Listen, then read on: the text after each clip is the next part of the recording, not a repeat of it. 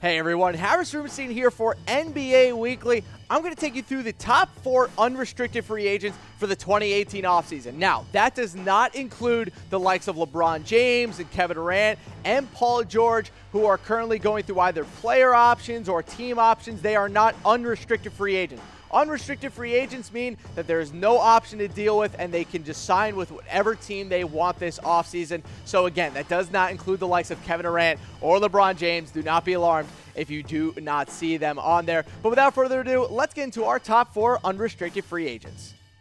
Let's get into our first unrestricted free agent. Let's talk about Chris Paul, the current point guard for the Rockets. The point guard, the ultimate floor general himself, had a great year with the Rockets and James Harden. Didn't have a great season statistically, only 18.6 points per game and 7.9 assists per game. Kind of a tick down from what we usually see with Chris Paul. But it was because he took just a different role with this team and obviously took them a very, very long way. They ended up with the #1 seed in the West and are currently going into Game 7 against the Golden State Warriors. And we saw what the Rockets were like in Game 6 without Chris Paul. So his value on the court really has never changed throughout his NBA career. He's one of the best point guards of all time, one of the best point guards right now in the NBA, but he will be an unrestricted free agent this upcoming summer, and it is largely expected that he is going to want a max contract. Now, he is going on his 33-year-old season, so whether or not he gets the full max contract remains to be seen. I think his play has certainly earned him as much, but the Rockets are also going to be going after LeBron James this offseason. So the big question with Chris Paul and the Rockets, can they sign both Chris Paul and LeBron James? Can they fit both of them under the cap with James Harden already having that super max contract? So we went through a couple other teams for Chris Paul. So obviously the Houston Rockets are the #1 team. We also have the San Antonio Spurs, the Los Angeles Lakers, and the 4th team, that was more of a fun one because I truly believe that he will go back to the Houston Rockets this offseason. I think the Spurs could be an option. They were trying to get him when he left the Clippers initially, and then the Lakers just because it should have happened, and why not put them on there because it should have happened. He should have been a Los Angeles Laker instead of a Clipper. The Raptors are on there kind of just for fun. I figure, maybe they move on from DeMar DeRozan or a Kyle Lowry. Maybe they bring in someone like Chris Paul to help move them forward, give them a little more on-court intensity and kind of a second coach now that they've let go of Dwayne Casey. But that Spurs option is actually pretty interesting. So this is under the assumption that the Spurs do, in fact, get rid of Kawhi Leonard. So obviously he's not there at the small forward position. It would be Kyle Anderson, who started most of this season. LaMarcus Aldridge would still be there, as would Pau Gasol. You still have Danny Green. So you add Chris Paul to the top of that lineup, move Dejounte Murray, who did end up having a great rookie season. He ended up actually being put on the all-defensive team this year for the entire NBA, which was very impressive for a rookie. But I think with Chris Paul at the helm, it would kind of put the Spurs back as one of the top 5 rosters in the NBA. And who knows, maybe Kawhi Leonard decides to come back and maybe they can kind of make it work from a cap standpoint. But yes, with Chris Paul, it is most likely that he ends up back with the Houston Rockets, but the Spurs would probably be the secondary option there. All right, let's get into our second unrestricted free agent, and probably the most interesting one, and that is DeMarcus Cousins, the center for the New Orleans Pelicans. Now, he had a great year when he was healthy, 25 points per game, 12.9 rebounds, had a bunch of blocks as well. But he did blow out his Achilles right before the All-Star break. So really, bears to be seen what's going to happen with DeMarcus Cousins this offseason. He was for sure going to get the max this offseason before he blew out his Achilles. But now, a big man coming off of that injury, that's a tough sell for a full max contract. And if you look around the teams in the NBA who could offer him a max contract, either A, they're trying to lose and don't want a player like DeMarcus Cousins, or they just don't really have a spot for a guy coming off of an injury like that. Now, I personally think he's going to end up back with the Pelicans. I just think it's the best fit for him. They traded for him, and they want him back. We've heard it from his coach, Alvin Gentry, Anthony Davis, the team GM as well, that they want to get DeMarcus Cousins back on this team. but I wonder if he's going to come back for anything less than the max. He's going to ask for it, but I don't think the New Orleans Pelicans are going to give it to him. I think that they're going to be a little bit more shady with it, maybe offering him a 2 to 3 year deal with a little bit under the max contract instead of giving him the full 4 years plus the max. So here are a couple other teams that could sign DeMarcus Cousins outside of the Pelicans. You have the Dallas Mavericks, the Los Angeles Lakers, and the Washington Wizards. Now, the Wizards are on there for fun because him and John Wall are good buddies, and they should have played on an NBA team together, but it just hasn't worked out that way. The Lakers, just because I think that they can make a move on him if they don't end up with LeBron or Paul George, which I think they'll end up with one of them. I think they can make a move on Cousins to really give them a superstar down low to grow or to help Brandon Ingram and also create some more lanes for Lonzo Ball. But the Dallas Mavericks are one that are very interesting. We've heard this a couple times now that the Mavericks are indeed interested in bringing in DeMarcus Cousins, and it would really fill up their lineup in a big way. They were starting Maximilian Kleber for most of the year as a kind of a combo 4-5 this year, but I think you put DeMarcus Cousins in there. That's a good starting five. Dennis Smith Jr., Wesley Matthews, Harrison Barnes, Dirk Nowitzki, and then obviously DeMarcus Cousins there at the 5, plus a top 5 overall pick. Maybe they bring in a guard to kind of back up Wesley Matthews, or maybe even start over Wesley Matthews, who just can't seem to stay healthy. I think the Mavs would be a good spot for DeMarcus Cousins, but again, I'm not sure if they end up offering him a max deal. But if they're going to pry him away from the Pelicans, that's definitely what it's going to take.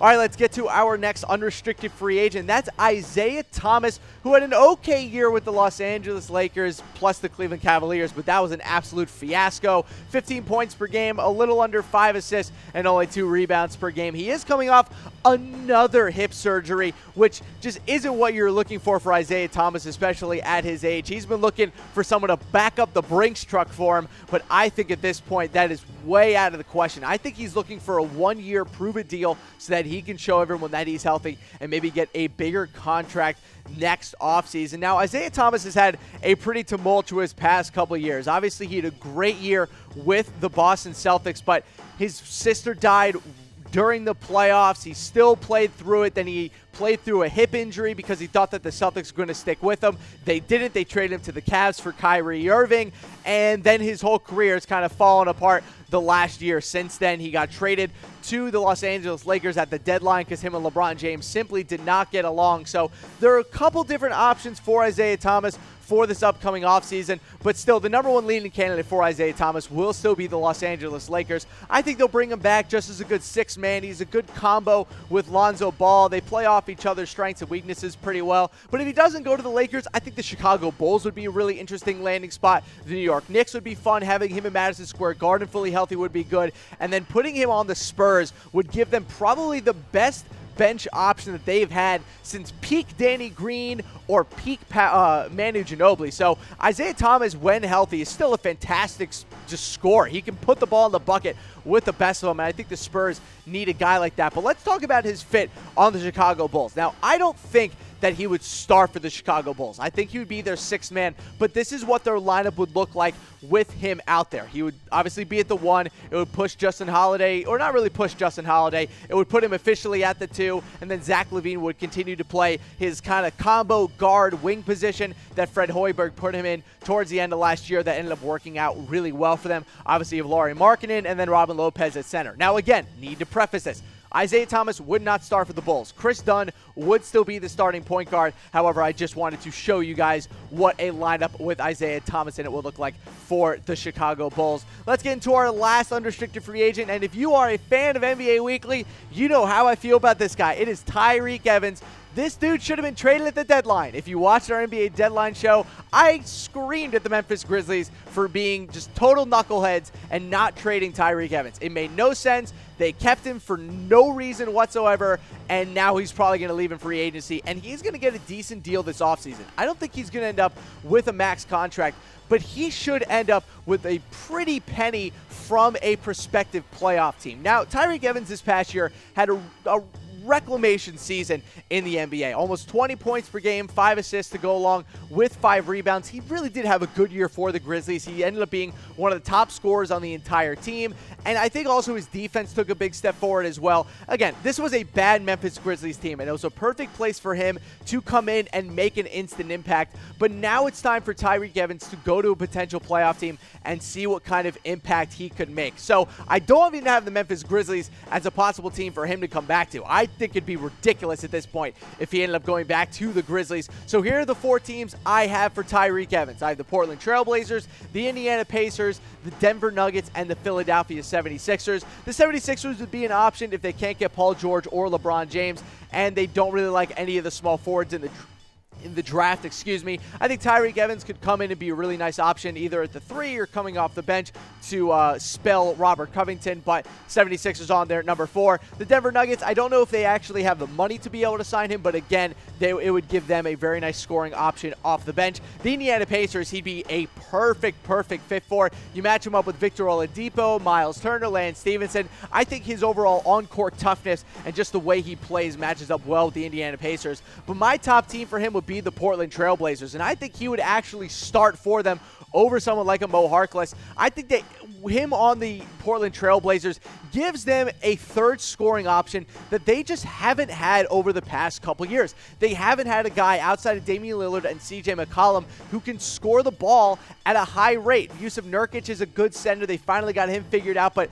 he's not an offensive powerhouse, and neither is Al-Farouq Aminu. So I think Tyreke Evans would come in, give them a nice third starting option. If they want to bring him in off the bench as a 6-man, that would work as well. I think overall this would be a really good fit for a really good fit for Tyreke Evans, the Portland Trail Blazers. It would be a really fun fit for him. I think it would instantly make them one of the top 3 teams again in the Western Conference going into next season. It's going to be interesting to see what the Portland Trail Blazers do. They obviously have a ton of money on the cap, so beware the Portland Trail Blazers this offseason. We might just see them make a bigger impact on this offseason than initially anticipated. But yes, Tyreke Evans to the Portland Trail Blazers is definitely an option as we stand today. Let's go back through my top 4 unrestricted free agents before we get out of here. We have Chris Paul, DeMarcus Cousins, Isaiah Thomas, and Tyreke Evans. That does it for me. We'll see you back here in a second. That's going to do for me today. Remember to subscribe to Chat Sports on YouTube so you can get notification whenever we got some fresh NBA offseason content for you. And while you're at it, go follow me on Twitter @SportsTeam for all your NBA news and updates. But for now, we'll see ya.